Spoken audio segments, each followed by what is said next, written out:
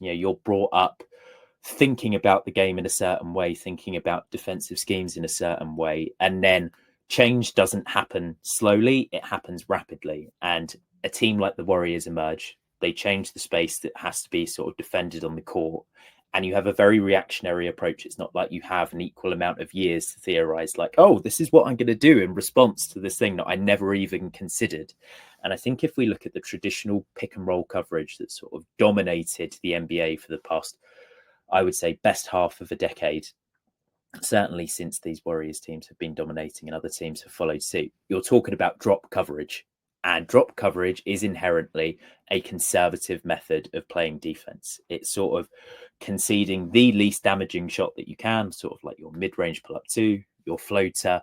It's trying to cover that 3-point line. And it's a very like human response to a new problem. It's not, I'm going to fight fire with fire. It's, oh God, what the hell do I do?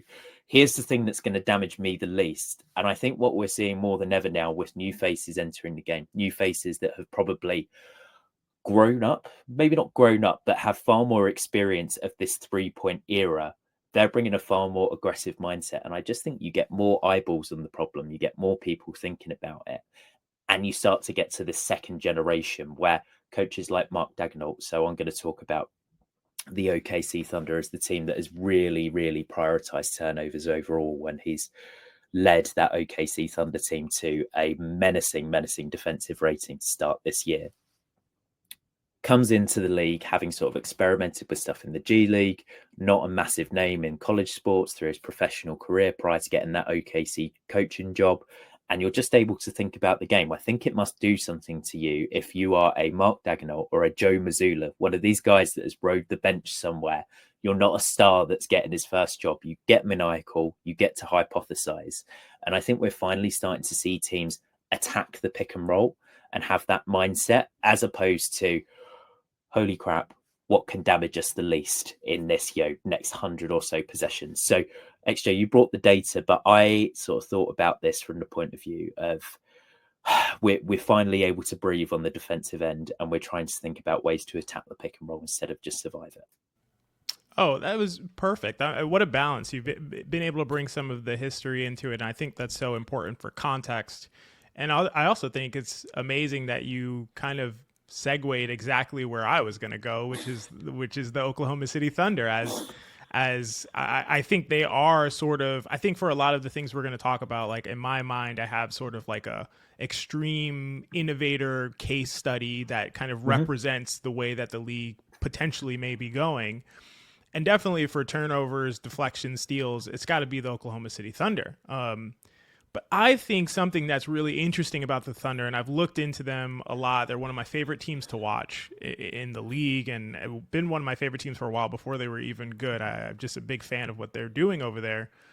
I think everyone sees the deflections from OKC. They see the steals, the general disruptiveness, but I don't know that everybody realizes OKC's entire strategy at its core really underpins the idea that they are super comfortable getting into rotation defensively. And I think that's just based on the pure speed, the length, the intelligence that their guards and wings have. And to me, that's the basis for everything, because once you're comfortable in rotation and you know that getting in rotation doesn't actually mean you're at a real disadvantage, that frees you up to deploy a bunch of tactics that wouldn't be as readily available to other teams. So I think that's why they can guard pick and rolls in so many interesting ways. They can switch them, obviously, and switching, I think, is one of the reasons why, for another trend that we're probably going to talk about at some point too, but they can switch them, obviously, but they can also really blitz them. They can put two on the ball. And to me, historically, I've been like, I do not like double teaming. I do not like blitzing pick and rolls. I don't like putting two on the ball because it gives easy offense to your opponent. The offense, now you have a 4-on-3 and it's clear where the ball needs to go, and you just have a clear advantage. You have a 4-on-3 advantage, and it's easy to kind of capitalize on it. But when you play a team like the Thunder, they are so good at being able to recover. They're so good at being able to put two on the ball temporarily and clog up passing lanes with how fast they recover, how long they are, with their strategies of like sort of intentionally trying to create turnovers as opposed to just trying to get in between the man and the basket.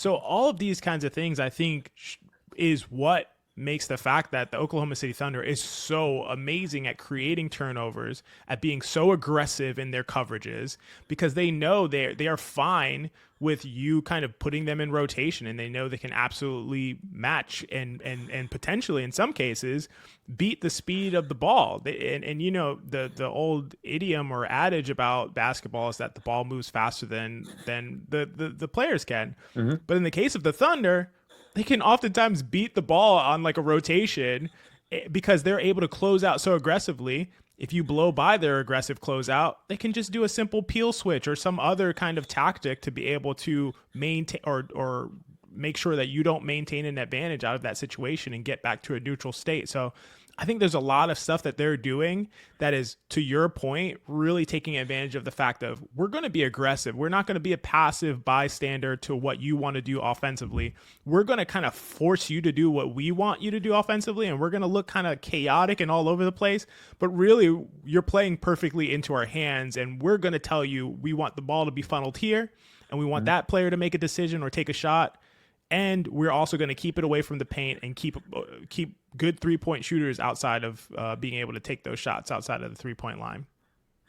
And one of the things about being one of these teams that is aggressive in their thinking, is slightly like pioneering, I suppose, is that you're going to be one of the few teams that are doing this on a night-to-night basis. So every time you load into a matchup, every time you go on the road or you're playing someone at home, you're the team that has the experience playing this style of basketball. So even though, like you said, you are giving up 4-on-3s, you are putting yourself in rotation, you've trained for that through training camp. You have a roster that is specifically constructed to deal with that. And while it might be the goal to get a 4-on-3, most teams aren't defending like that. So it's almost slightly jarring on the brain, I suppose. And I think particularly during the regular season, it's going to carry on paying massive dividends for the OKC Thunder. I am interested, XJ, what do you think will happen when they get into a postseason setting where they're playing the same team potentially 7 times in a row, and you have the time to almost pick out the rotations, pick out the little habits of certain players that have looked phenomenal defensively, but like we said, it's an inherently risky strategy. Have you got any idea of like, is this going to carry on through the postseason, or do you think there are risks to doing this where teams can get in the film room and they can have a look and they can say, I know that player's habits. I know what we're going to do here. We've been able to train ourselves a little bit instead of sort of turning up on a random Thursday night and it's, what the hell are we facing? It's a great question. And I think Mark Dagnall has really prepared for this in terms of they can go to a lot of different defensive schemes. Like this is something that they really go to and have. I think we've seen it earlier in the season more than maybe OKC may have wanted to show because of the injuries to their centers. So, you know, with Chet being out now and Hartenstein being out earlier in the season, they've had to play a ton of their small lineups with like really just wings on the court, wings and guards on the court all at the same time. And because of that reason, I think that we've seen them have to go to some of these like more super aggressive, hyper aggressive micro ball, defensive attacking schemes, so to speak. But I don't think they really would have preferred to kind of like show all of this so early. Obviously they want to get their reps in. But I do think they're getting really great reps here, and then we'll be able to get great reps playing more kind of standard defensive schemes as well. Like with Hardenstein as the center, they often do play in and drop. They do bring a third defender more for pick and roll defense than other teams because, again, they're fine with being in rotation, but they can play more kind of standard defensive tactical approaches. They can just switch on the perimeter and play straight up. They can go to zone sometimes, which they tend to do, and they even have this like amoeba zone where they play a zone and then they sort of like transition into playing man once they get the matchups that they want. And depending on how the offense commits to that, to their attack. So I think that there is a plan, and I think that OKC is really playing for the playoff environment in terms of them being able to be so flexible in their defensive approaches. I think the aggression on pick and roll coverage and even on, you know, isolations in terms of, you know, not allowing really great isolation players to just sort of dominate good matchups. I think that's just something that we're seeing right now, but I think that they can really go to almost anything defensively, which I think makes them really formidable in a 7-game series. And I think you've spoken about because of injuries, they've had to sort of show a couple of hands in the deck, but because of injuries, they haven't been able to show what they can do with the two big lineup, really. Jalen Yes. Williams has been back for 5 games during the regular season. He's played 36 minutes at the moment with Isaiah Hartenstein, and they are a plus 50 in net rating in those minutes. We know that shooting variance. I'm not saying that that's gospel and it's like, oh my God, just you wait till Chet's back. But just you wait till Chet's back, because they're showing that they can probably be the most versatile team on the defensive end in the NBA. I didn't know that J-Dub, had it in his locker to be that sort of small ball five. I think we were texting a couple of months ago in XJ, and I said, I'm getting slight Draymond Green vibes from J-Dub in sort of that body. You actually look at the measurements, you look at the positions that he's been put in, and the sort of block and stock rates were through the roof. And I was really, really surprised, because they're just putting players in a position where they might be a little bit uncomfortable, but it's going to really pay dividends when they're not even asked. I doubt that J-Dub is asked to play extensive minutes if that roster is fully healthy as the small ball five. But you put him as that weak side helper. He's seen it all before. He has 200, 300, 400 minutes under his belt as that primary rim protector. And it's just reps upon reps. And I really wonder how aggressive they can get on the perimeter when they have both Chet and Isaiah Hartenstein on the court, because it could get really crazy. I think we could see some like old-fashioned KG style, like Chet at the top of the perimeter with Isaiah Hartenstein playing drop, or even vice versa. And then you've just got a ton of swarming around it. I don't know if you just thought about this, but it's really interesting that the next team that I might have brought up as like really with this pioneering defensive scheme, or I say pioneering, like their own view of it, is the Houston Rockets. And they've gone the complete other way, where they're saying, we would rather not get put into rotation in a real like hard man stance. It's no, you defend your matchup. We're playing man to man. We're not going to switch as often as possible. And yeah, they'll hide Alperen Şengün on the other team's weakest defensive player. But I just think it's interesting that these two young teams in the Western Conference have had very different approaches to it. And it's two coaches, I suppose, that have been brought up in different sort of ecosystems. And I'm really interested to see which one of those like really pays off in the next few years, because I think that there are a million ways to skin a cat, but they'll play each other, and it's really, really going to look a certain way on the defensive end for both teams.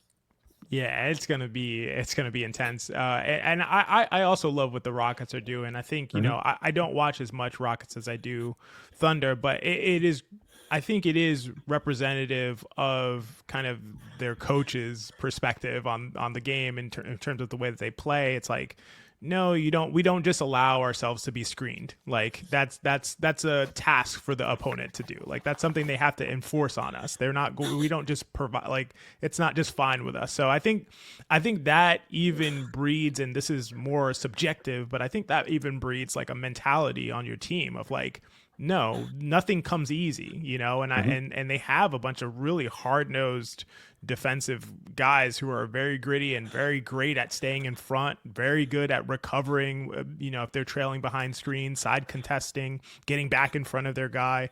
Like they can do a lot of things with the personnel that they have.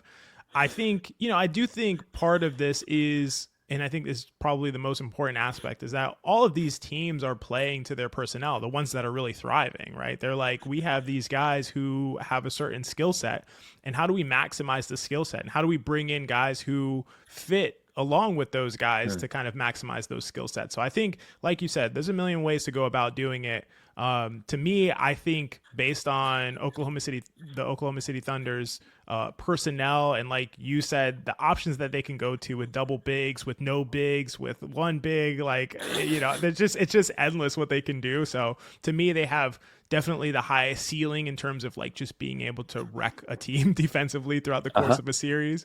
But I definitely think teams like the Rockets can definitely get it done.